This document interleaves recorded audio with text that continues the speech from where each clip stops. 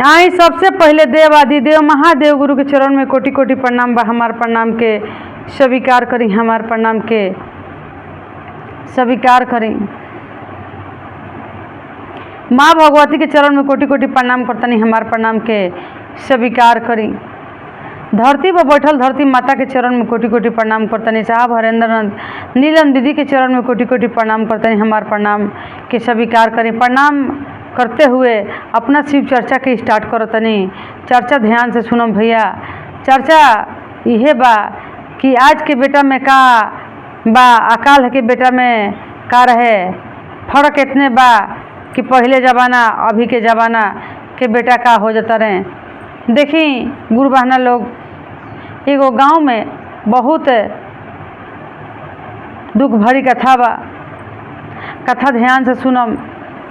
एक गांव में एगो माई बेटा रहत रहन। माई बेटा रहत रहन।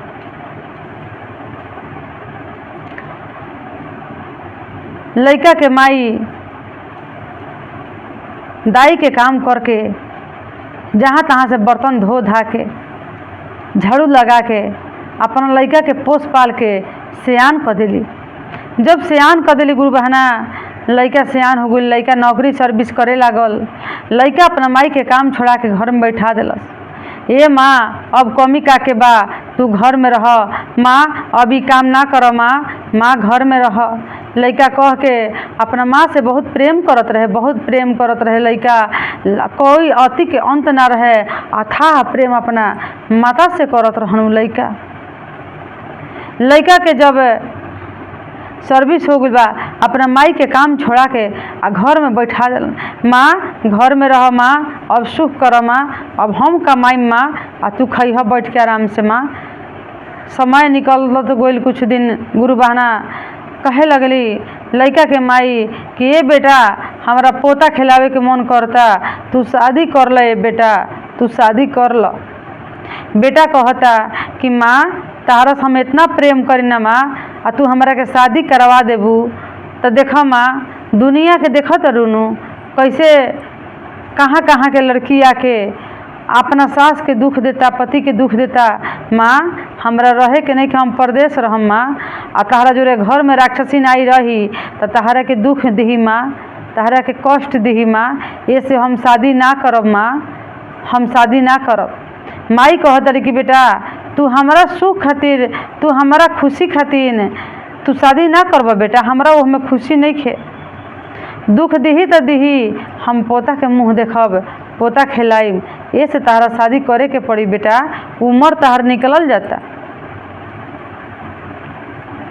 बेटा कहता कि माँ ऐसे ही रह जाइब, लेकिन वो आज तो तहरा के दुख दही माँ, शादी कर लेब तो ना करम माँ शादी। माई के जीत के कारण शादी कर लेलन। जब शादी कर लेलन तो कहे लगलन कि जब शादी विवाह कर लेलन परदेश जाए लगलन कमाए खातिर, तो अपना पत्नी के समझावत रहन, कहत रहन कि जैसे जैसे लइकन के ख्याल रखल जाला रखी है, वैसे वैसे हमारा माई के तू ध्यान रखी। लइका से कम ना समझी है, लइका से कम दुलार ना करी है हमरा माई के, हमरा माई से प्रेम करी है। एगो लइका जैसन सेवा हमरा माई के करी है, एगो बच्चा के तरह माई के सेवा करी है। माई हमारा सेवा के जोग हो गई बड़ी। हम जातनी परदेश कमाए, हमरा माई के कोई तरह के दिक्कत ना हो चाहिए। कहले बड़ी कि ना तारा माई के दिक्कत ना हो, ठीक बा तू जा। जब परदेश निकल बन गुरु बहना का कइले बड़ी कि ले जाके नाई लागे, नाई लागे ले जाके जैसे अपन लइकन के बाल कटवैले बड़ी, वैसे ही बाल कटिंग बुढ़िया के करवावे लगली। बुढ़िया एकदम छटपटाए लगली वही जा कि अरे तू हमरा की का बनावत रू, हमरा के तू का बनावत रे, नगर समाज में कैसे मुँह देखाइब, हई बाल कटवा के तू हमरा की का बनवा देले। अतना तार बेटा कहले बने कि जैसे जैसे लइकन के कइल जाला करीह वैसे ही हमारा माई के करीह। तो वैसे ही तहरा के करतनी, तू घबरात काहे बड़ू? छटपटा तरी नाऊ कहता ठाकुर कि ई तू बुढ़िया के का करतड़ू? ए उम्र में तू बुढ़िया के बार कटवा के एकरा के अपमान करतड़ू? तू खड़े जान ले लेबू का बुढ़िया के? बेचारी छटपटा तिया, हम बाल ना काटब। नाऊ के हाथ हिले लागल, कहतड़ी पतो कि ए चुपचाप बाल काट, तोरा तो पैसा से जरूरत बा, तोरा पैसा नु चाहिए, पैसा से मतलब रख। पैसा दे के नाऊ के भरमा के अब बुढ़िया के सब बाल कटवा दिली, छोटा छोटा बच्चा लेखा बाल करवा दिले बड़ी। अब कहतरी कि अब एक चीज़ के कमी रह गई बा, बुढ़िया के चली बैग आ जिम से खरीद दी तब न बुढ़िया स्कूल में जाई। घरे गइल बड़ी, रास्ता में से एगो बैग खरीद लेले बड़ी, एगो बुढ़िया के जीन्स शर्ट खरीद लेले बड़ी आ ले जाके बुढ़िया के पहना देले बड़ी कि पहन ल आ चलो स्कूल में पढ़े। बेचारी बुढ़िया कहतरी कि तू जिए ना देवे हमरा के। बेटा हमार ठीक कहत रहे कि माँ बियाह कर ले हम तो दूसरा घरे के आई। माँ हम दुनिया के देखत तनी कि कैसे आके आ घर में ड्रामा करत ऐसन एगो मतारी के साथ में, ये के चलते हम बियाह नहीं कइल चाहत। माँ बेटा हमार ठीक कहत रहे, अरे तू तो हमरा के जिंदे जला दिले, जिंदे हमर प्राण ले तारे कि बाल कटवा दिले, हिप्पी कटवा दिले। अब तू कहत रे कि बैग ले आके दे दिले, एगो जीन्स पैंट बरियारी पहना दिले हमरा के आ पीठी में बैग लटका दिलस कि चल बुढ़िया पढ़े खातिर।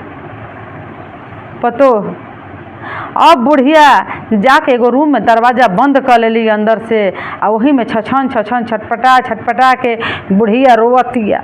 बुढ़िया छटपटा छटपटा के वही में खूब रोवत रोवत बुढ़िया बेहोश हो गई बड़ी। ए गुरु बहना जब बेहोश हो गई बड़ी बुढ़िया, तब बुढ़िया के लड़का के जब आधे रास्ता पहुँचल बड़न तो सही उनका ड्यूटी पर से फ़ोन आ गई बा। ड्यूटी वाला वजह से बोलल बा कि आज तू मत आव, 8 दिन के बाद अइह, 10 दिन के बाद अइह, तू घरे वापस हो जा। बुढ़िया के बेटा आधे दूर से लौट के जब घर आवत आने तब पूछतन अपना माई से, अपना मेहरानू से पूछतन औरत से कि हमार माई कहाँ बड़ी? काहे कि उनका माई में बहुत प्राण रहत रहे। तो कहत रही कि हौका तहर माई बड़ी रूम में बंद बाड़ी, के न का करत रही रूम में? तू तो कह के गोइबे कैल ह कि जैसे जैसे लड़का के करी ह वैसे वैसे हमारा माई के सेवा करी ह। तो तहरा माई के सेवा करी तो तहर माई घरे में दरवाज़ा बंद कर ले बड़ी, पता ना घर में का करत रही तहर माई।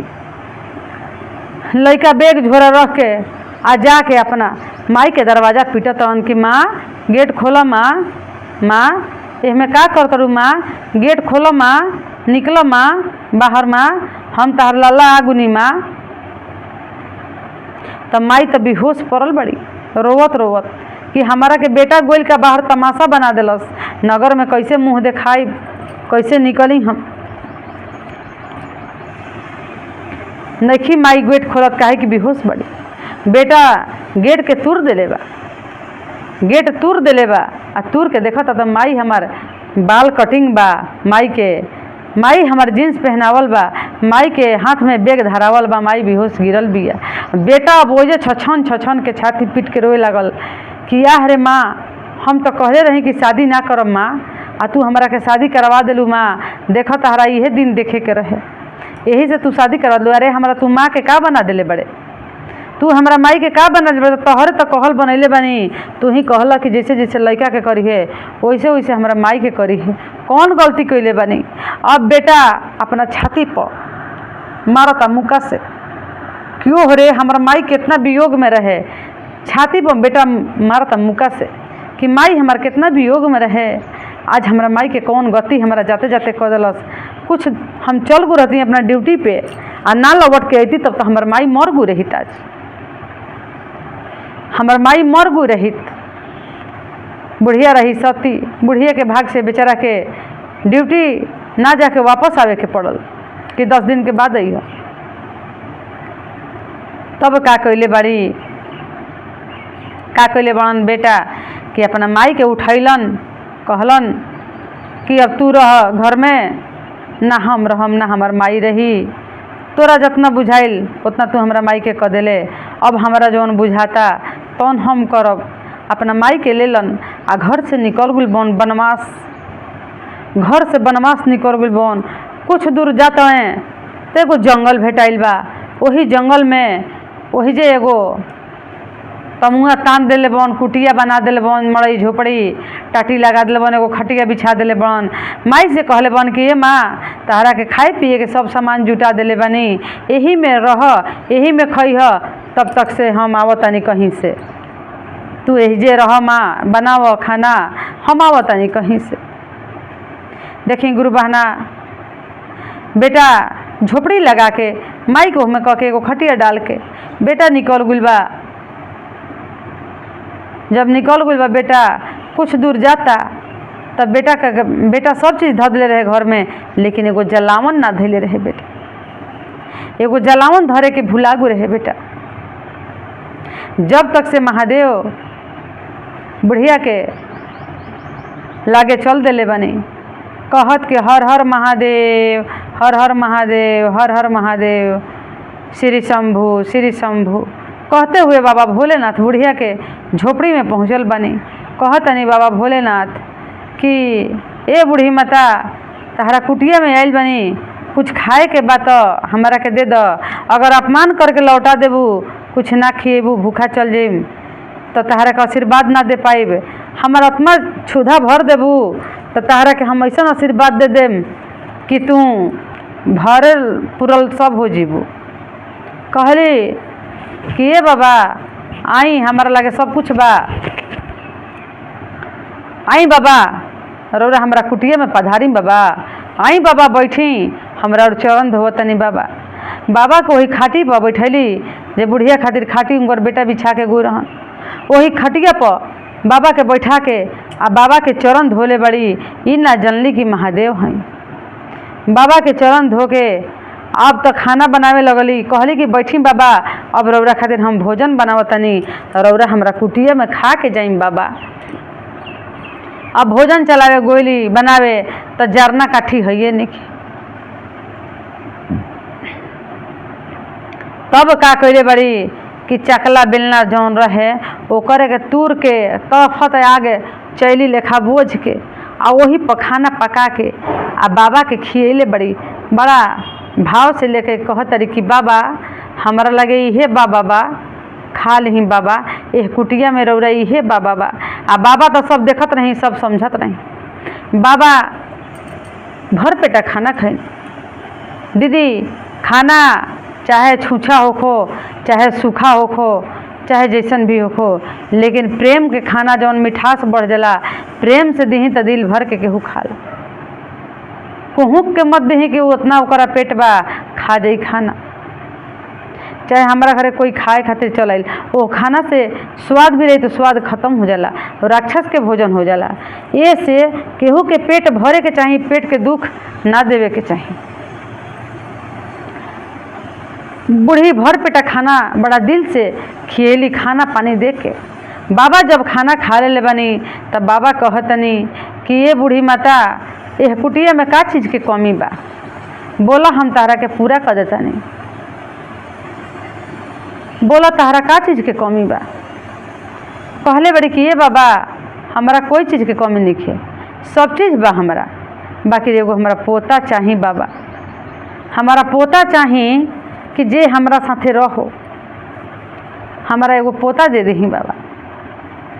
कहले बनी बाबा कि ठीक बा, तोरा के अभी हम पोता दे देतानी। आई तहार महल झोपड़ी में रह तरू, बहुत सुंदर तहार महल हो जाई, आ एगो तहार पोता दे देतानी। सोना के पलना पर तहार पोता तहरा के झुलाई। बाबा का कइले बनी कि आशीर्वाद के रूप में उनकरा के एगो 5 साल के बच्चा पोता दे दिले बनी कि लो हई पोता के संगे रही ह, खेलई ह, दे दिले बनी बाबा। आ तब गुरु बहना घर भी बन गइल बा, खूब सुंदर महल हो गइल बा।